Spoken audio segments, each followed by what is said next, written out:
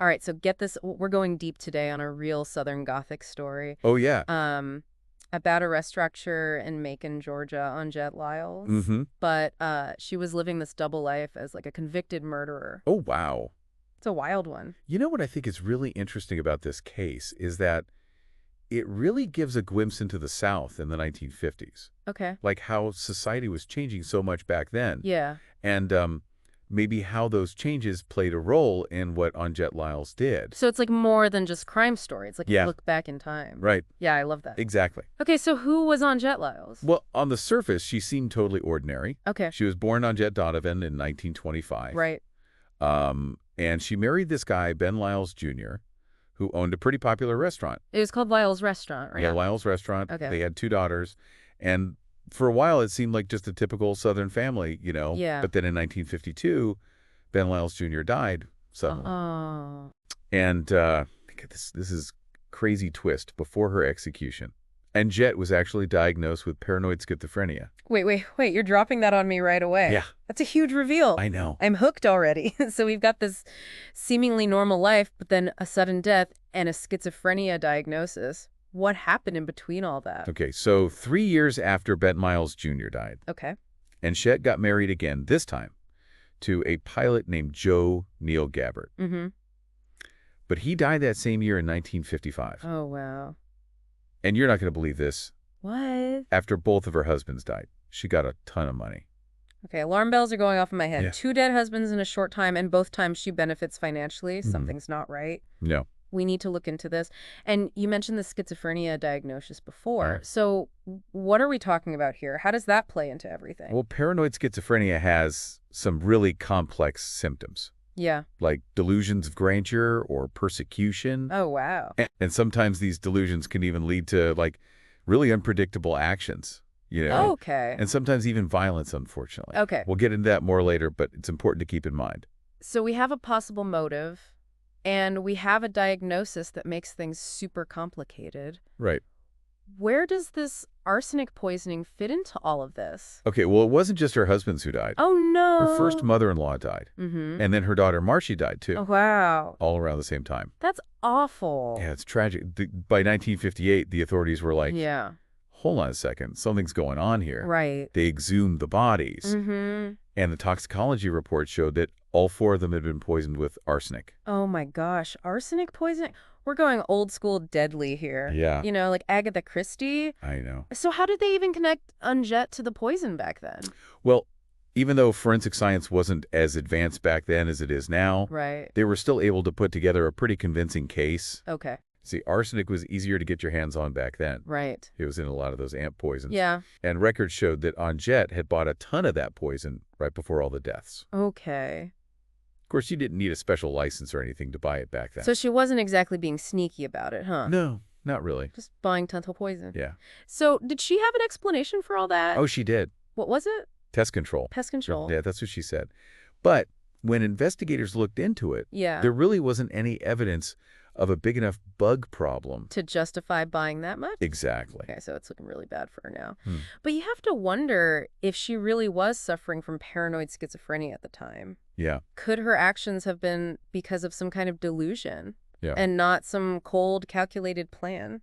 That's what makes this case so interesting. Yeah. It makes us think about what it means to be guilty Right. and how mental illness plays into criminal behavior. So was she a cold-hearted killer who was just after money? Right. Or was she really sick and just not in control of what she was doing?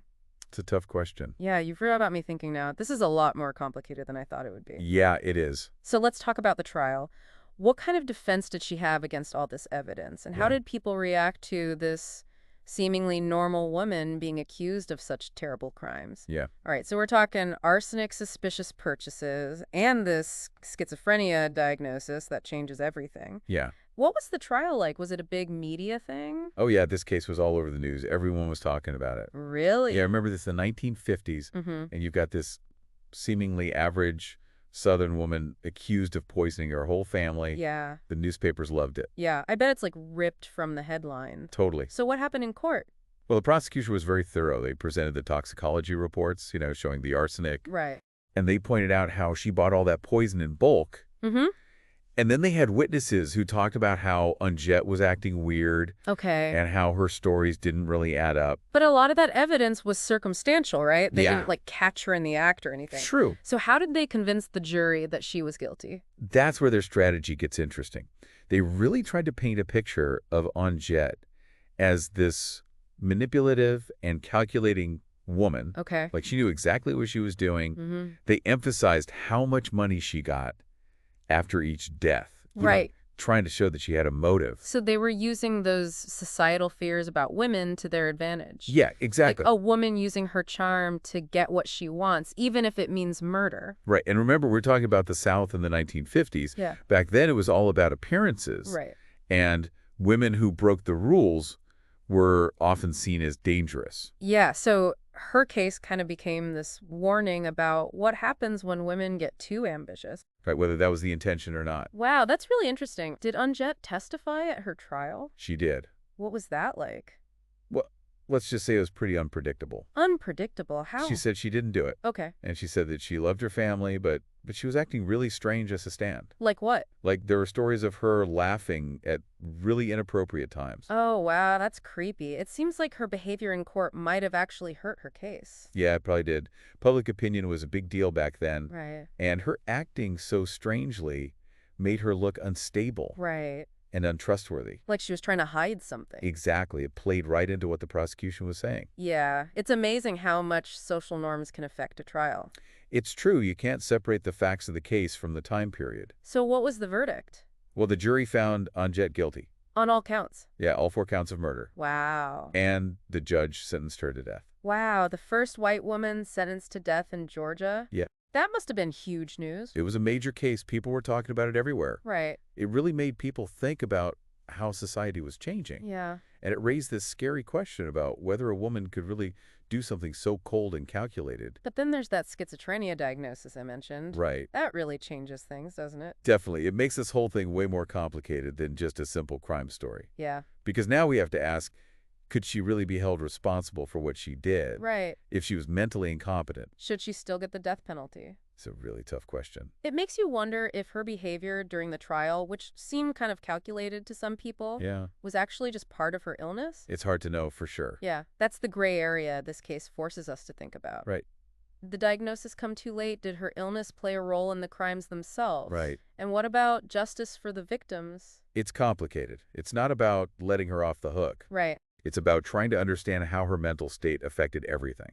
So what happened next? Did the diagnosis change her sentence? Okay, so we're talking about this landmark case, this woman's on death row, and then boom, this diagnosis of paranoid schizophrenia just changes everything. Yeah. It really shows you how much our understanding of mental illness has changed. Yeah, even in just the last few decades. Exactly. Back then, people didn't really understand mental illness. Right. It was seen as like a character flaw or something to be ashamed of. Yeah, you just didn't talk about it. Right. Anjette's case really brought these issues out into the open. So what happened to her sentence after the diagnosis? Did they just let her go? Not exactly. They changed her sentence from death to involuntary commitment Okay. at Central State Hospital. Which is... It's a mental health facility in Milledgeville. Wow, so from death row to a mental institution. That's a pretty big shift. What do you think about that? Was it the right call? It's tough to say. Yeah. I mean, in a way, sending her to a mental hospital seems more humane.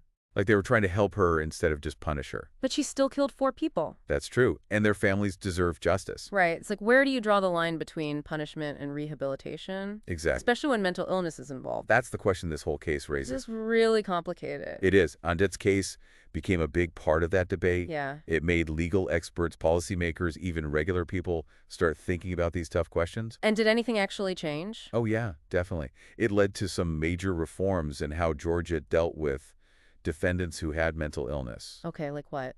Well, they started doing more thorough psychological evaluations during trials, Okay. and they put more emphasis on mental health care in prisons. Right. And they even changed some of their sentencing guidelines to take mental state into account. Wow. So even though she never actually went to prison, her case helped make things better for people with mental illness. Yeah, that's the unexpected legacy of this whole thing. That's pretty amazing. It really is. It shows how even something as awful as this case can lead to positive change. So what happened to Anjette? What was life like for her at Central State Hospital? Well, she stayed there until she died in 1977. Oh, wow. She was only 52. But she never really answered for what she did. Not in the eyes of the law. It's a sad ending and a really disturbing to Dory. Yeah, it is. It really makes you think, was she just a cold-blooded killer who was using her illness as an excuse? Mm-hmm. Or was she really sick and not in control of her actions? That's the power of this case, isn't it? Yeah, it makes you question everything. It challenges us to look at human behavior in a different way. Right. And it makes us think about mental illness and crime and what justice really means. I think it also makes us question our own assumptions. How so? We like to think that things are black and white, good guys and bad guys, Right. but real life is messy. Yeah, it is. And Anjette Lyles' story is a reminder that even the most normal-seeming people can have dark secrets. It's true. And sometimes the truth is a lot more complicated than we want it to be. It's a good reminder to approach these kinds of stories with humility. Yeah. We may never have all the answers. But by asking the tough questions and trying to understand the complexities, we can learn a lot about ourselves and the world. I want to leave you with one last thought. What if Anjette had been diagnosed with paranoid schizophrenia before any of this happened? Before the deaths. Yeah. Would things have been different? Would she have gotten the help she needed? It's a question we'll never know the answer to. Right. But it should make us think about how we as a society deal with mental illness. And how we can prevent tragedies like this from happening. Absolutely. Well, that's our deep dive into the life and crimes of Anjette Lyles. Yep. It's a story that's really stuck with me. Me too. And I hope it's given you some things to think about too. Thanks for joining us and keep diving deep, everyone.